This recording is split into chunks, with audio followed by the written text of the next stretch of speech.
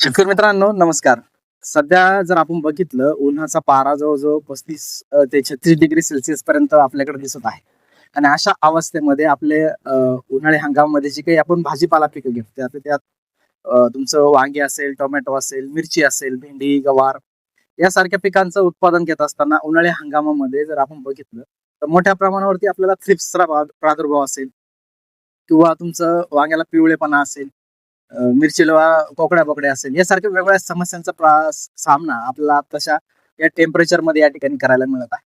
तर मित्रांनो जर आपण बघितलं तर आता हा जो काही या ठिकाणी वांग्याचा प्लॉट आहे, हा वांग्याचा प्लॉट जवळपास 2 ते 2.5 महिन्यांचा असणारा प्लॉट आहे. आणि सध्या जर बाजारभाव जर आपण बघितले तर खूप असे कमी प्रमाणामध्ये त्या ठिकाणी वांग्याला बाजारभाव मिळत आहे. मित्रांनो मग अशा बाजारभाव कमी असताना आपल्याकडून काय होतंय की कमी बाजारभाव असताना आपल्याकडून अशा पिकांकडे त्या ठिकाणी दुर्लक्ष होतं. आणि ज्यावेळेस आपले बाजारभाव त्या ठिकाणी खूप चांगले वाढले जातील अशा वेळेस आपण अचानक त्याला कुठल्याही प्रकारचं रासायनिक औषधं असतील किंवा मोठ्या प्रमाणावर त्याला खर्च करतो आणि पर्यायाने त्यातून उत्पन्न काढण्याचा प्रयत्न त्या ठिकाणी करत असतो. पण मित्रांनो जर परिस्थिती जर आपण बघितली तर अशा अवस्थेत जर आपण आपल्या पिकाकडे त्या ठिकाणी जर दुर्लक्ष केलं तर पर्यायानं पुढच्या महिना दीड महिन्यामध्ये ज्यावेळेस बाजारभाव वाढणार आहेत त्यावेळेस आपलं पीक मात्र त्या ठिकाणी कमकुवत झालेलं असतं, कारण त्या ठिकाणी मोठ्या प्रमाणावरती आपलं दुर्लक्ष होत असतं. हे पीक कमकुवत होत असताना जे काही आपल्याला नंतर अपेक्षित उत्पादन असतं ते त्या ठिकाणी येत नाही.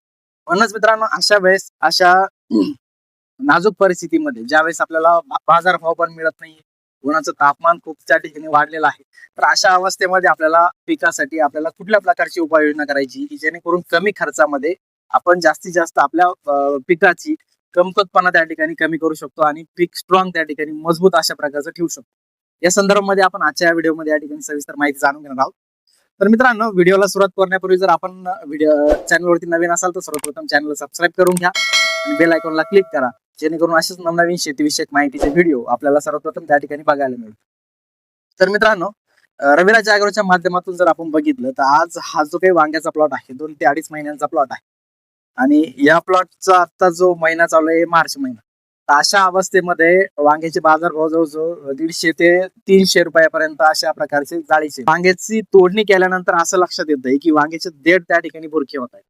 हा देठ भुरका होण्याचं कारण आणि आपल्या पिकामध्ये पिवळेपणा येण्याचं जर कारण बघितलं, सर्वात प्रथम आपल्या वांग्याच्या पिकावरती मोठ्या प्रमाणावरती थ्रिप्सचा प्रादुर्भाव आपल्याला होताना दिसतो. हा थ्रिप्सचा प्रादुर्भाव आणि अळीचा जर प्रादुर्भाव बघितला तर अळीचा प्रादुर्भाव आताच्या या अवस्थेमध्ये एकदम कमी प्रमाणामध्ये आहे.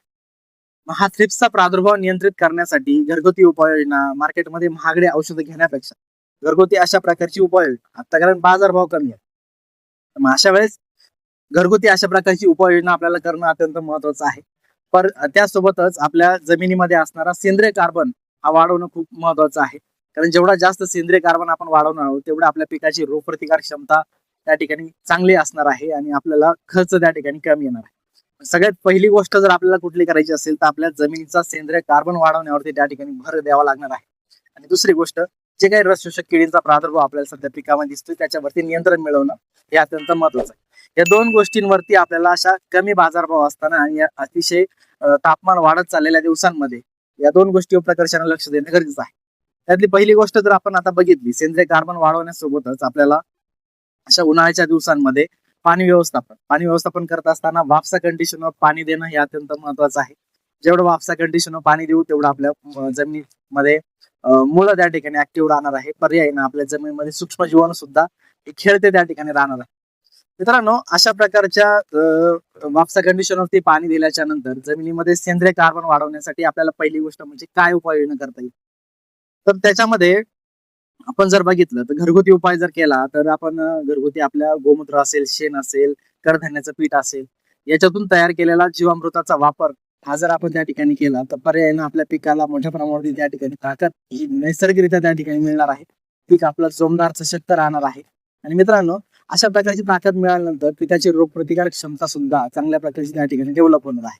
त्यानंतर जर आपल्याला जो पिवळेपणा येतो तो पिवळेपणा सुद्धा या जीवामृताच्या माध्यमातून त्या ठिकाणी कमी होणार आहे. आणि राहिला प्रश्न आपला थ्रिप्सचा, हा थ्रिप्स नियंत्रित करण्यासाठी सुद्धा आपण घरगुती उपाय हे त्या ठिकाणी वापरू शकतो. त्याच्यामध्ये तुमचं ताकांडी सोल्युशन असेल किंवा तुमचं नीम तेल असेल किंवा तुमचं घरगुती पद्धतीनं तयार केलेला दशपर्णी अर्क असेल. अशा पद्धतीनं दशपर्णी अर्क असेल किंवा टाकांटी सोल्युशन असेल यांचा वापर आपण अशा अवस्थेमध्ये जर केला तर आपल्याला मार्केटमधून महागडी औषध सुद्धा खरेदी करावी लागणार नाही आणि पर्यायानं आपल्या पिकामध्ये असणारा थ्रिप्स सुद्धा त्या ठिकाणी नियंत्रित राहायला आपल्याला मदत होणार आहे. थ्रिप्स सोबतच इतर जे काही आळीवर्गीय पिकं असतील, आळीवर्गीय किडे असतील किंवा तुमचे रस शोषक इतर जे काही किडे असतील, थ्रिप्स असेल, पांढरी माशी असेल, याच्यावरती सुद्धा आपल्याला चांगल्या प्रकारचं नियंत्रण हे त्या ठिकाणी मिळणार आहे. मित्रांनो, आता हा थ्रिप्स नियंत्रित केल्यानंतर आपल्या पिकाला ह्या अवस्थेमध्ये आपण याला सेंद्रिय कार्बन वाढवण्यावर सुद्धा भर देत आहोत आणि आता ह्या पिकाला ड्रिपच्या माध्यमातून ऑर्गॅनिक कार्बन जो आपण जीवामृताच्या माध्यमातून वाढवणार आहोत तो मार्केटमधून सुद्धा आपण विकत त्या ठिकाणी घेऊ शकतो. मार्केटमध्ये 40% 14% वेगवेगळ्या प्रकारचं सेंद्रिय कार्बन असलेले उत्पादनं मिळणं त्याचा वापर केल्यानंतर आता ह्या प्लॉटला जवळजवळ 3 ते 4 दिवसांपूर्वी सेंद्रिय कार्बन 40% मार्केटमध्ये उपलब्ध असते आणि सोबतच सिलेटेड फेरस अशा प्रकारची ट्रेंचिंग या ठिकाणी केलेली होती. ही ट्रेंचिंग ड्रिपच्या माध्यमातून केलेली होती. ड्रिपच्या माध्यमातून हे दिल्यानंतर आता पीक पूर्णपणे काळोखीवर आलेलं दिसतंय. फुलांची संख्या सुद्धा खूप चांगल्या प्रमाणामध्ये आपल्याला या वांग्याच्या पिकामध्ये या ठिकाणी दिसत आहे.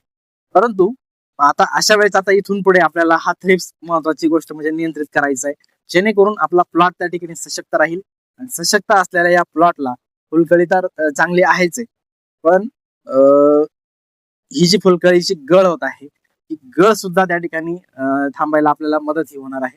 मित्रांनो, टेम्परेचर खूप आहे, अशा टेम्परेचर मध्ये अशा प्रकारची काळजी घेणं हे आपल्यासाठी अत्यंत महत्वाचं आहे. त्याच्यासोबतच तुम्ही कॅल्शियम बोरॉनची ड्रेंचिंग सुद्धा खालून करू शकता आणि ड्रेंचिंग झाल्यानंतर आपल्याला फळांची साईज, मालाची क्वालिटी आणि सर्वात महत्वाचं म्हणजे जो देठ आपला भुरका होतोय हा देठ भुरका होण्यापासून सुद्धा आपल्याला त्या ठिकाणी नियंत्रण चांगल्या प्रकारचं मिळणार आहे आणि आपल्या मालाची क्वालिटी सुद्धा चांगली मिळणार आहे. देठ खराब असल्या कारणाने काय होतंय की मार्केटमध्ये आपला माल गेल्याच्या नंतर व्यापारी तो मालच घ्यायला तयार नाहीये. म्हणूनच जेवढं चांगलं आपल्याला कमी खर्चामध्ये घरगुती उपाययोजना करून अशा कमी भावाच्या अवस्थेमध्ये भाव कमी असताना पिकाची चांगल्या प्रकारची काळजी त्या ठिकाणी घेता येईल. अधिक माहिती जर तुम्हाला त्या संदर्भामध्ये पाहिजे असेल तर तुम्ही रविराज जायगावच्या व्हॉट्सअप नंबरवरती त्या ठिकाणी संपर्क करू शकता. स्क्रीनवर दिसत असलेल्या नंबरवरती तुम्ही कॉल देखील करू शकता आणि घरगुती पद्धतीनं आपण आपल्या पिकाला जोमदार आणि सशक्त त्या ठिकाणी नक्कीच ठेवू शकता. मित्रांनो, ही माहिती जर आपल्याला आवडली असेल तर व्हिडिओला लाईक नक्की करा, व्हिडिओ जास्तीत जास्त शेतकऱ्यांपर्यंत शेअर करा आणि रविराज ॲग्रोला सबस्क्राईब अजूनही जर आपण केलेलं नसेल तर चॅनलला सबस्क्राईब नक्की करून घ्या.